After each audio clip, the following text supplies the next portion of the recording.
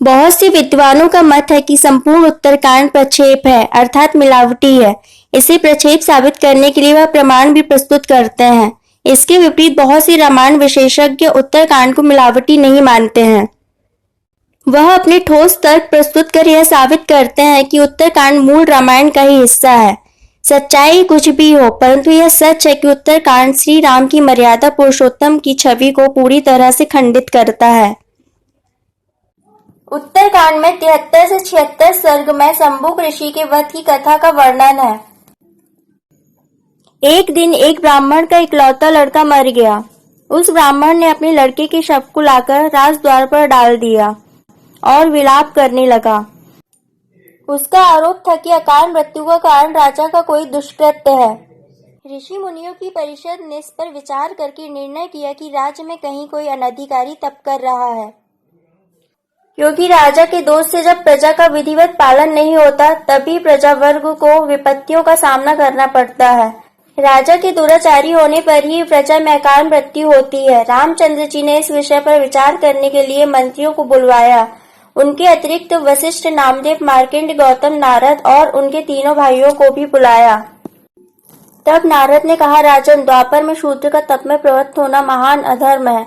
फिर त्रेता में तो उसके तप में प्रवृत्त होने का तो प्रश्न ही नहीं उठता।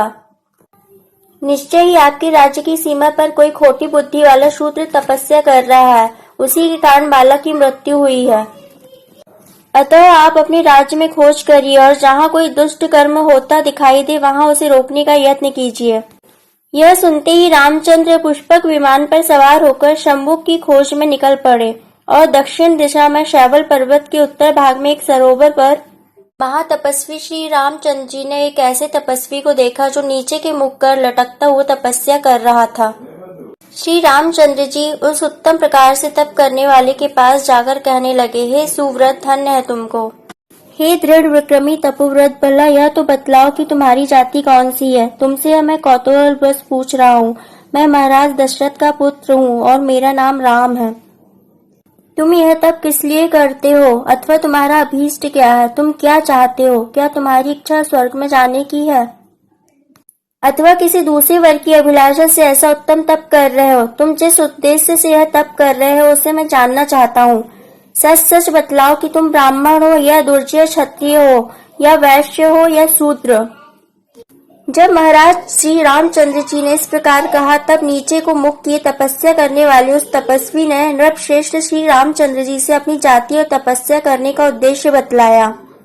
अक्लिष्ट कर्मा श्री रामचंद्र जी की यह वचन सुनकर वह तपस्वी नीचे को मुख किए ही बोला, हे राम, मैं शूद्र हूँ। शूद्र कुल में मेरा जन्म हुआ है। मैं इसी शरीर से स्वर्ग जाने की कामना से अथवा दिव्यत्व प्राप्त करने की इच्छा से ऐसा उग्र तप कर रहा हूँ। हे प्रभु, मैं देवलोक जाना चाहता हूँ, अतः झूठ नहीं बोलता। मुझे आप शूद्र जानिए। मेरा नाम शंभुक है। उस शूद्र के मुख से यह वचन सुनते ही श्री रामचंद्र जी ने चमचमाती तलवार म्यान से खींच ली और उससे उस शूद्र का सिर काट डाला। उसका सिर कटते ही इंद्र और अग्नि सहित समस्त देवता धन्य धन्य कहकर श्री रामचंद्र जी की बार बार प्रशंसा करने लगे। उसी समय दिव्य सुगंधित पुष्पों की वृष्टि हुई। वायु से गिराए हुए फूल चारों ओर बिखर गए। सत्य पराक्रमी श्री रामचंद्र जी से प्रसन्न होकर समस्त देवता कहने लगे, हे महामते, आपने देवताओं का यह बड़ा भारी काम किया। हे शत्रुतापन सौम्य श्री रामचंद्र, आपकी कृपा से ही यह शूद्र जाति का मनुष्य हमारे स्वर्ग में नहीं आने पाया। हे अरिनंदन, अतः आप जो चाहते हो सो हमसे वर मांगिए। सत्य पराक्रमी श्री रामचंद्र जी ने देवताओं का यह कथन सुनकर हाथ जोड़कर इंद्र से कहा, यदि आप सब देवता मेरे ऊपर प्रसन्न है तो मुझे यही मुंह मांगा वर दीजिए कि वह ब्राह्मण बालक जी उठे। हे राम, जिस समय आपने शूद्र को मारा था वह बालक तो उसी समय जी उठा था। उत्तरकांड प्रक्षिप्त है या मूल रामायण का हिस्सा, यह आप अपनी तर्क बुद्धि और स्वयं शोध द्वारा निर्धारित करें।